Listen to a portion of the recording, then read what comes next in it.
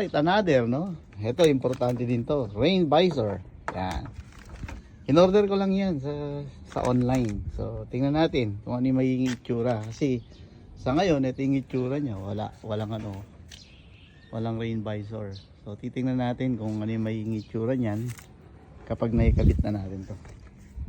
Ano ba yung mga kailangan natin gamit? Siyempre, kailangan natin ng alcohol. Kailangan linisin kasi natin yung surface na pagdidikitan natin para yung double-sided ay kumapit ng matibay. Kailangan natin to para pamamarkahan natin yung mga paglalagay natin. At syempre basahan. Okay? Huwag mong alisin ng buo kasi para sa ganun di ka mahirapan. Sa repositioning, kung sakasakaling nagkamali ka ng pagposition, madali mo siyang matanggal.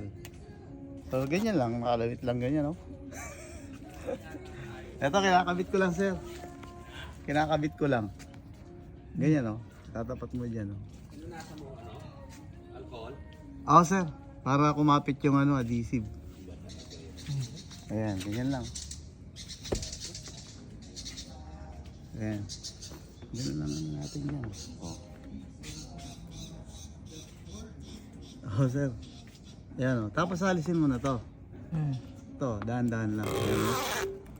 Ganun pala. Oh. Para mas madaling kabit, no? Oo, para smooth yung niya, oh. Ayan, oh. Diba? Oh, ayos na. Yan lang yan. Ang ganda yung position niya, oh. Sakto. Sakto dito yan. Okay? Okay. Wow. Oh, Yan, diba? nakabit mo na pala. Tapos didiin mo lang. Para kuwan. Sure na nakadikit siya.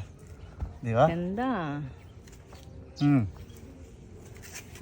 Maganda nga pagka nalagyan na yan. Ganda. Ganda ng pagkakakabit mo, pulido. Oo. Oo nga, ganda, oh. Thank you. Hindi mo na kailangan pumunta sa mga Kayang-kaya mo. Sa mga Baka may gusto magpakabit sa'yo. Joke lang.